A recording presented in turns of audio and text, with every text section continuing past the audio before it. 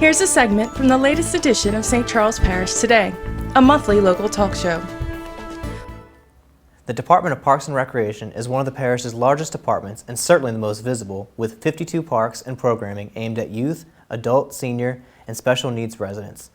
Just 2 years ago, the department moved to the Edward A. Dufresne Community Center, where it acquired a parish-owned gym and a permanent office space for some of its employees.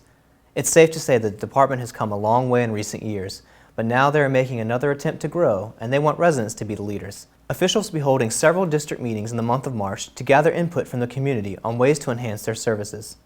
With me today is Executive Director of Community Affairs, Dwayne LaGrange, and the Director of Parks and Recreation, Dwayne Foray. First of all, I want to thank both of you guys for coming here today. I know that you've got a lot going on right now, so it means a lot that you stopped by.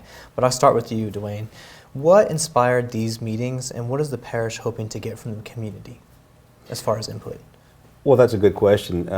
Prior to the new administration taking office, we had an opportunity to interface with a lot of the residents here in St. Charles Parish. And through that interaction, we were able to gather information about the Parks and Recreation Department, as well as other departments.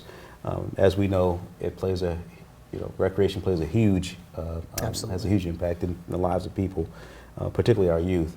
And we're hoping to basically let people know that we're here.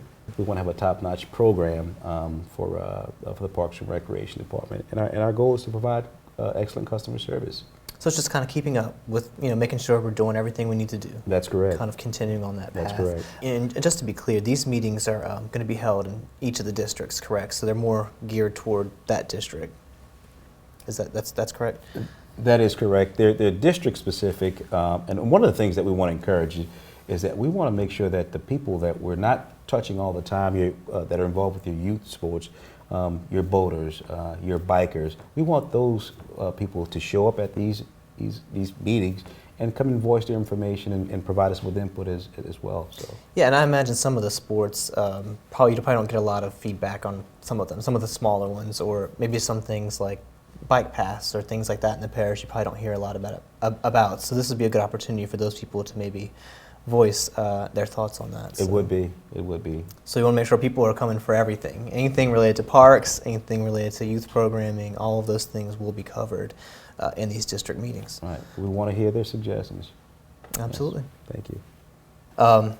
I did get to sit in the mock meeting that we had, and it's a different type of setup. It's not your typical town hall. It's something I think that's a little bit more, I guess, user-friendly, you could say.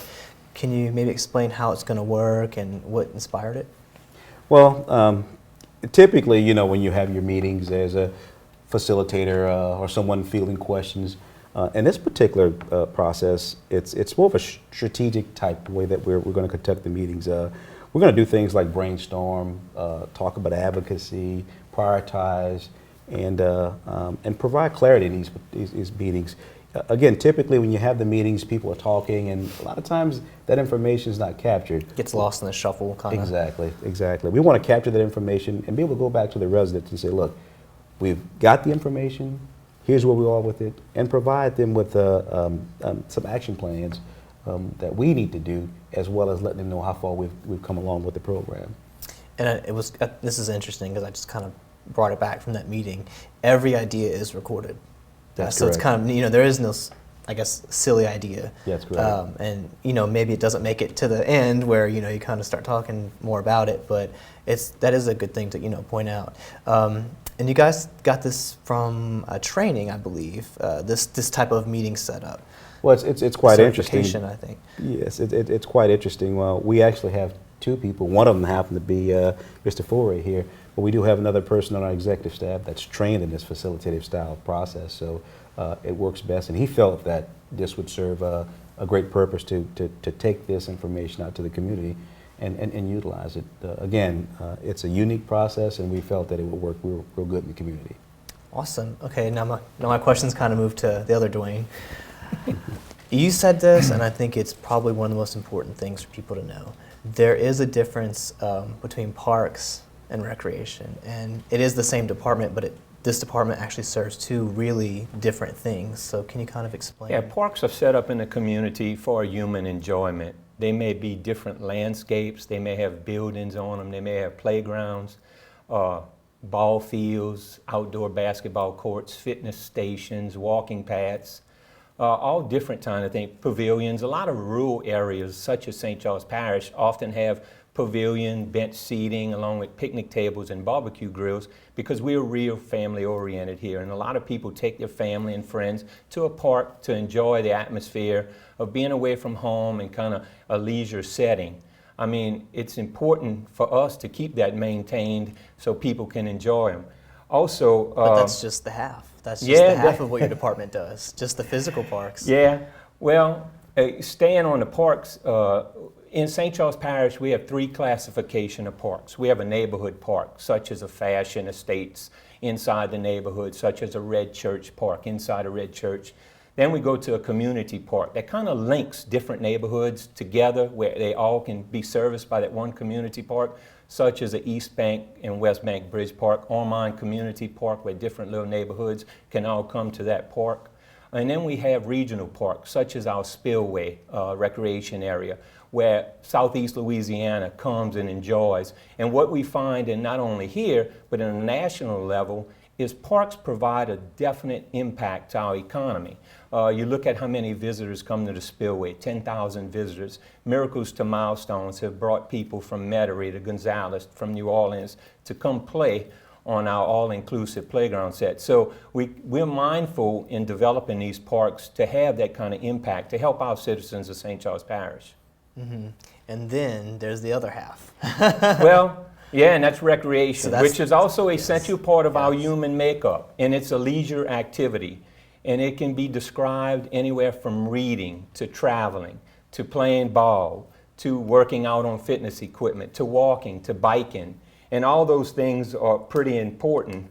And what we find is also with recreation, of the programs we talked about, is we want to come to a social desired outcome. So what are recreation programs good for in a community? Well, that's easy. We all talk about child obesity.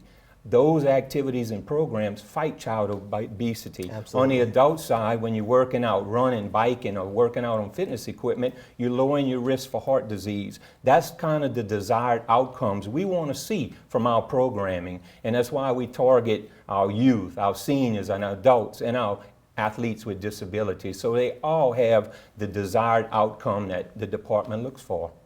Absolutely, and I think that's one of the things we want to let people know is, when you come to these meetings, you can, we want suggestions on not only just youth programming and that aspect of parks and recreation, but also the physical parks and the locations. So kind of moving on to my next question, can you kind of explain, and this is more on the youth programming side, can you explain the relationship between the individual booster clubs and your department? Yes. And who kind of handles? Within our department, we have 10 booster clubs, usually made up of the communities in our parish. Each community has a little booster club, or some communities are combined with a neighboring booster club. The Department of Parks and Recreation will provide the fields, the lining of the fields, the equipment for the sport they desire to play. Our booster clubs will handle registration along with the fee. They will order the uniforms. They will divide teams when the team count exceeds the number for one team into 2 teams, and also select our coaches. Each booster club has a member of the booster club sit on the organized team sports committee, which reviews our policies and procedures. Usually 3 to 4 times a year. We will discuss registration fees. We'll discuss how to administer our youth sports programming. And the committee is youth sports oriented. It's all organized team sports committee. So it's here where we talk about what new program we want to see. Out of those meetings, we were able to develop volleyball.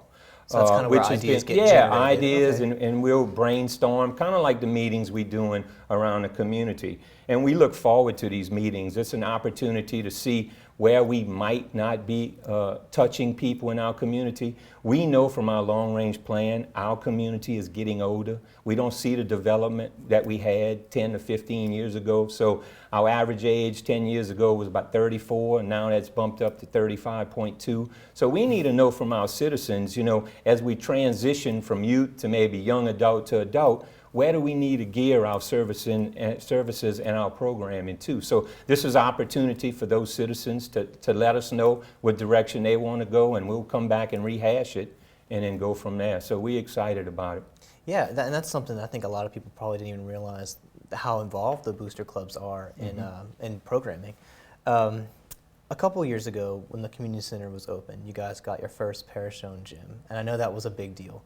But we do use other facilities. I think we partner with the school board. Can you kind of explain? Yeah, we have does a wonderful relationship with our school system, and actually in 2014, that's renewal of the lease agreement or user agreement to March 24th, 2024. So some of the main areas we use, like a Lakewood, J.B. Martin for soccer, Narco Elementary, we utilize the space in the back of the school or their gymnasium, and then we'll maintain the facilities that we use, whether it be picking up trash in the gym, whether it be cutting grass, ant control, spraying for weeds. So that relationship is geared to, providing these facilities, not at a cost for the parish, but it's a cost both are associated with. Now, our bridge parks are used by our middle schools for their programming of baseball and softball. So as you could see, the user agreement is in place and doing well. Yeah. And it's making the tax dollars stretch a little longer. Where we have other needs, Right. it's Rather protection. than, I guess, like acquiring new exactly. places, we can kind of use things that are existing and But we kept do up. have some deficiencies in some communities that we're targeting, and that's going to come with funding, and we hopefully these meetings will point kind of that out reveal along, that, yeah. along with our long-range plan that we have documented analysis of where we need to go. So, Awesome. Well, again, I just want to thank you guys both for coming on the show with me today, and it was a pleasure having you.